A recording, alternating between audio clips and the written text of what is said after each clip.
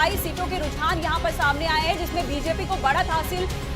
साफ तौर पर देखी जा रही है। तो बड़ी खबर पश्चिम बंगाल से बीजेपी बढ़त बनाए हुए है। तो सवाल यही उठता है, क्या एग्जिट पोल जिस तरीके से आए हैं सामने, बीजेपी की सरकार बनती हुई इनमें नजर आई थी, तो क्या वाकई में पश्चिम बंगाल में इस बार बीजेपी की सरकार बनती दिख रही है?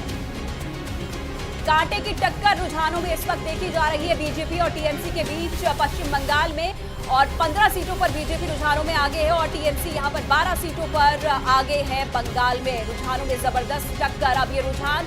जब नतीजों में तब्दील होंगे तो देखना होगा कौन सी पार्टी यहां पर बाजी मारती है। कावेंद्र, बड़ी खबर इस वक्त बीजेपी 15 सीटों पर बढ़त बनाए हुए है बंगाल में, और असम से भी अभी खबर आई कि बीजेपी को बढ़त हासिल होती दिख रही है। तो असम की अगर बात करूं तो हिमंता बिस्वा एक बार फिर से सरकार तीसरी बार बनाती नजर आ रहे हैं क्या? देखिए, पश्चिम बंगाल की अगर हम बात करें तो पश्चिम बंगाल में जैसा कि आपको बता रही लगातार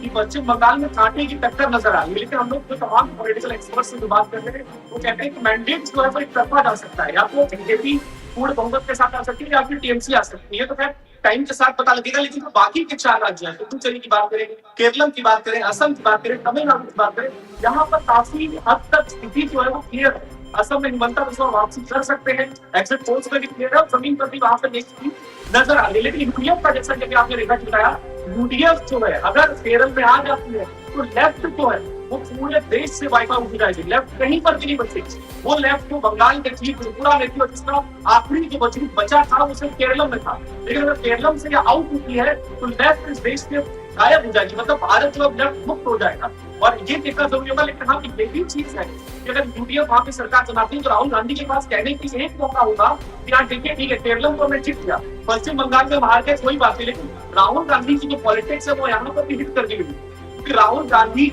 जो लगातार पश्चिम बंगाल में ममता बनर्जी को टारगेट कर रहे थे, जो वो ममता बनर्जी जो इस वक्त इंडिया अलायंस का सबसे बड़ा चेहरे के तौर पर देखी जा रही थी, तो ऐसे में ये इंडिया अलायंस को भी डेंट करता है। लेकिन हाँ, अगर ममता बनर्जी पश्चिम बंगाल का चुनाव करती तो वो दिल्ली जरूर पहुंचती, और अगर जो दिल्ली पहुंचती तो ये राहुल गांधी के लिए एक सबसे बड़ा कॉम्पिटिशन साबित होता। तो इसमें ये भी देख सकते हैं कि राहुल गांधी शायद खुद ही स्ट्रैटेजी कर रहे हैं कि किसी तरीके से सबसे बड़े चेहरे विपक्ष के उसे रेखा किया जाए, वही स्ट्रैटेजी के तहत टीएमसी बिल्कुल पश्चिम बंगाल से बड़ी खबर इस वक्त दर्शकों को बता दें, 19 सीटों पर इस वक्त बीजेपी आगे चल रही है और शुभेंदु अधिकारी दोनों सीटों से आगे हैं। बता दें कि ममता बनर्जी के अगेंस्ट यहाँ पर शुभेंदु अधिकारी को उतारा है चुनावी मैदान में भवानीपुर सीट से भी, और दोनों ही सीटों से यहाँ पर शुभेंदु अधिकारी आगे चल रहे हैं। बीजेपी के लिए बड़ी खबर, नंदीग्राम में जिस तरीके से ममता को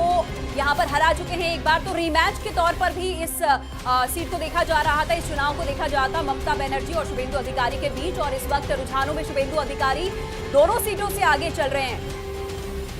ये अभी फिलहाल आपको बता दें कि बैलेट के रुझान इस वक्त सामने आ रहे हैं, ईवीएम खुलने अभी बाकी हैं। तो बैलेट के जो रुझान 36 सीटों पर सामने आए हैं पश्चिम बंगाल से, उनमें बीजेपी 19 सीटों पर आगे चल रही है और टीएमसी 17 सीटों पर आगे चल रही है। शुभेंदु अधिकारी,